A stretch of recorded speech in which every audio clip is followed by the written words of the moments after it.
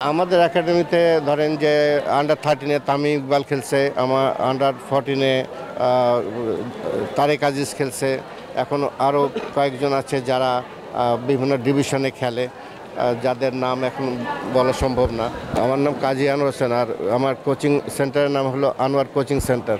এখানে ঢাকা মেট্রোর আন্ডারে, ঢাকা বিসিবির মেট্রোর আন্ডারে আমরা যারা ঢাকা শহরে বিভিন্ন একাডেমিগুলো কোচিং করি, তাদের প্রাথমিক স্টেজে আমাদেরকে এখানে একটা মেডিকেলের সিস্টেম করেছে বাংলাদেশ ক্রিকেট বোর্ড।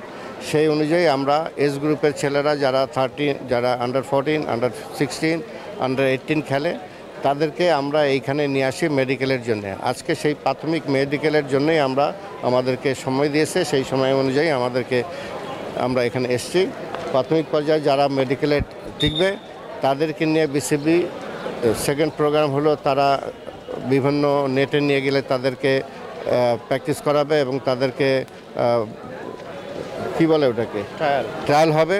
প্রাথমিক ট্রায়ালের পরে যেই কয়জন সিলেক্ট হবে সেই কয়জনকে নিয়েই সেকেন্ড পর্যায়ে টিম বানিয়ে এদের মধ্যে ম্যাচ খেলাবে বিভিন্ন মাঠে।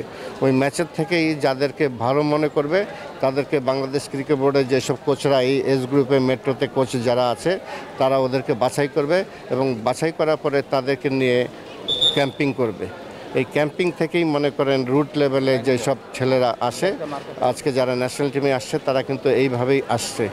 তো তাদেরকেই আমরা কিন্তু লালন পালনকে এই ছোটোবেলা থেকে এবং বিভিন্ন একাডেমিগুলো কিন্তু আমরা এই পর্যায়ে তাদেরকে এইখানে নিয়ে আসি। আমরা জাস্ট তাদেরকে প্ল্যাটফর্ম তৈরি করে দিই, সেই প্ল্যাটফর্মটাকে ঘষে মাজে বাংলাদেশ ক্রিকেট বোর্ড এদেরকে এক পর্যায়ে নিয়ে যায়, যারা ন্যাশনাল টিমে ইয়ুথ টিমে তারা খেলতে পারে। তো আজকে সেই অনুষ্ঠানে আমরা এখানে মেডিকেলের জন্য আমরা বিভিন্ন একাডেমি সিরিয়াল অনুযায়ী আমরা এখানে এসেছি এবং টাইমিং অনুযায়ী আমরা এখানে যখন আমাদেরকে ডাক দেবে তখন আমরা গিয়ে তাদেরকে মেডিকেল করাবো। তো এইখানে অনেক ট্যালেন্ট ছেলেরা আছে যারা বিভিন্ন ক্লাবে খেলে বা বিভিন্ন একাডেমিতে প্র্যাকটিস করছে। এই ট্যালেন্টকে হান্টিং করার জন্যই কিন্তু এই অনুষ্ঠানটা হচ্ছে, বিসিবি এটা করছে। এটা not only BCB, Bangladesh cricket বোর্ডের আন্ডারে বাংলাদেশের যত ডিস্ট্রিক্ট বলেন সেই ডিস্ট্রিক্টে কিন্তু এগুলো হয়। এখান থেকেই কিন্তু প্লেয়ারদেরকে কালেক্ট করে সমস্ত কিছুই করেসপন্ডেন্ট সমস্ত কিছুই কিন্তু বাংলাদেশ ক্রিকেট বোর্ড আন্ডারে আমরা কিন্তু এইসব করে থাকি। তো বাংলাদেশ ক্রিকেট বোর্ড রুট লেভেলে আমাদেরকে ট্রেনিং করায় এবং আমাদেরকে সেইভাবে তারা গাইডলাইন দেয়। আমরা সেই তাদের গাইডলাইন অনুযায়ী আমাদের ছেলেদেরকে তৈরি করি এবং সেইভাবে আমরা এখানে নিয়ে আসি।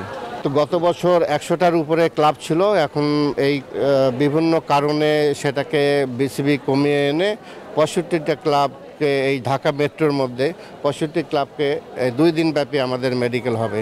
আজকে কিছু মেডিকেল হবে, কালকে কিছু মেডিকেল হবে, 2 দিন মেডিকেল হবে আর কি। আমরা কিন্তু সেটা মনে করি না। আমরা টিচার হিসাবে যেরকম ছেলেদেরকে গাইডলাইন দেই, সেই অনুযায়ী তারা যখন বড় প্লেয়ার হয়ে যায় তখন আমাদের কথা মনে করুক আর না করুক, আমরা কিন্তু তাদের কথা মনে করি।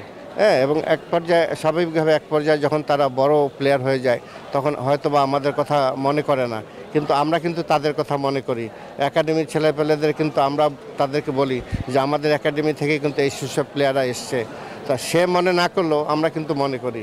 তা এখানে কৃতজ্ঞতাবোধ থাকা দরকার। আমি কোন পর্যায় থেকে কোথায় এসেছি, সে যদি মনে করে কৃতজ্ঞতাবোধ করে যে হ্যাঁ আমি এই একাডেমি থেকে অমুক স্যারের আন্ডার থেকে আমি এসেছি, তাহলে আমাদের ভালো লাগে এবং অনেকে সেটা জানলে আমরা খুশি হই।